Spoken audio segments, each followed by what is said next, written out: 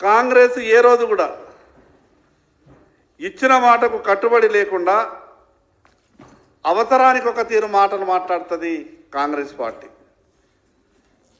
దానికి గతంలో ఉదయపూర్ డిక్లరేషన్ కావచ్చు, ఆ రోజు గొప్పగా చెప్పిండ్రు, ప్రతి పార్లమెంట్లో 2 బీసీలకు ఎమ్మెల్యే టికెట్లు ఇచ్చే బాధ్యత మాది అన్నారు.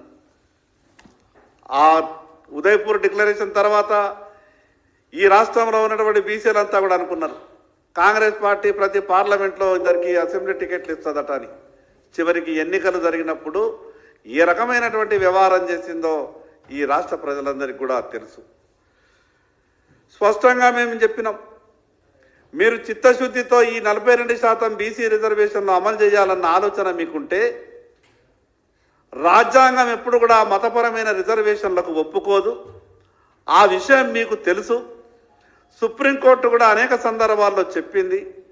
గతంలో రాజశేఖర రెడ్డి గారి పీరియడ్లో 4% రిజర్వేషన్ ఇచ్చినప్పుడు ఏం జరిగిందో మీ అందరికీ తెలుసు. హైకోర్టు కొట్టేసిన తర్వాత సుప్రీంకోర్టులో స్టే మీద ఆ యొక్క విషయం కొట్టుమిట్టాడుతున్నది. ఈ 42% కూడా గందరగోళమైనటువంటి పరిస్థితులు వచ్చేటటువంటి ప్రమాదం ఉంటుంది.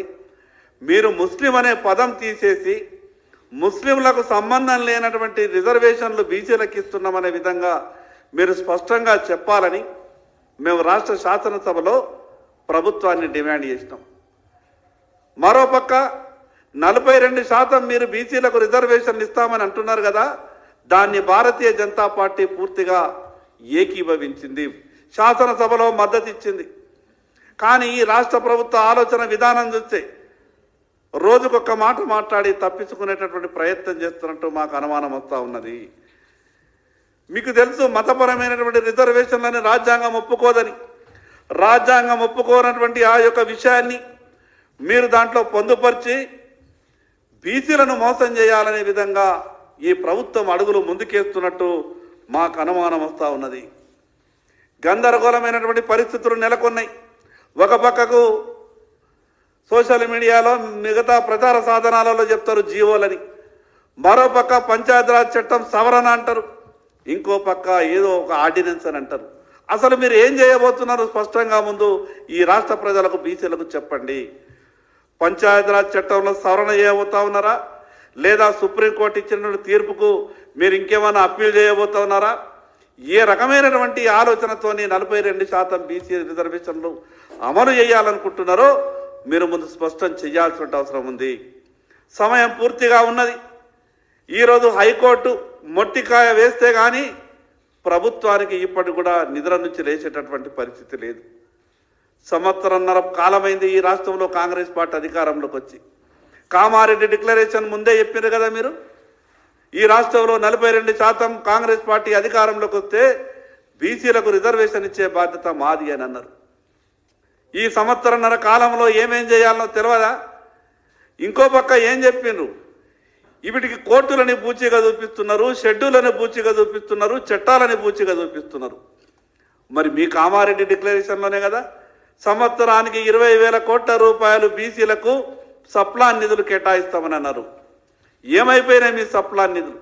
ఎక్కడికి వెళ్ళింది మీ కామారెడ్డి డిక్లరేషన్? ఈ రకంగా కాంగ్రెస్ పార్టీ అడుగడుగునా బీసీలకు మోసం చేసే విధంగా ప్రయత్నం చేస్తున్నది. ఏదైతే మీరు హడావుడిన ఆర్డినెన్స్ తీసుకురావాలని ఆలోచిస్తున్నారు కదా, శాసనసభ సమావేశాన్ని ఎందుకు ఏర్పాటు చేయరు? శాసనసభను సమావేశపరచండి.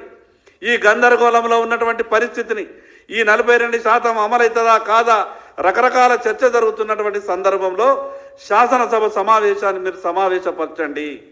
శాసనసభలో సుదీర్ఘంగా చర్చిద్దాం. ఏ రకంగా ఉన్నటువంటి ఇబ్బందులు ఏమున్నాయి, ఏ రకంగా ఉన్నటువంటి ఈ లోటుపాట్లను ఏ రకంగా అధిగమించగలుగుతాం, న్యాయ కోవిదులు ఏమంటా ఉన్నారో ఆ విషయాన్ని కూడా మీరు స్పష్టం చేయాల్సినటువంటి అవసరం ఉంది. కానీ పైకి ఏదో మాటలు మాట్లాడి రాజకీయ నిందలేసి బీసీలకు అన్యాయం చేసి మీరు తప్పించుకోవాలనే ప్రయత్నం చేస్తే ఈ రాష్ట్రంలో ఉన్నటువంటి బీసీలు అన్ని విషయాన్ని కూడా గమనించగలుగుతారు. ఇదే రకమైనటువంటి తంతు టీఆర్ఎస్ పార్టీ గతంలో చేసింది. ఈరోజు ఏదైతే సన్మానాలు, పాలాభిషేకాలు, పూలాభిషేకాలు చేసుకుంటున్నటువంటి కాంగ్రెస్ పార్టీ తీరే ఆ రోజు జిల్లా కేంద్రాల నుండి హైదరాబాద్కు బీసీలను పిలిపించారు. రాష్ట్ర రాజధాని హైదరాబాదులో ఆత్మగౌరవ భవనాలు ఇస్తున్నాం, జిల్లాలలో సంబరాలు చేయండి అని అన్నారు. మేము ఆ రోజు కూడా అనుమానం వ్యక్తం చేసినాం. కాగితాలు ఇచ్చిన తప్పితే ఎక్కడ కూడా నయా పైసా ఇవ్వలేదు.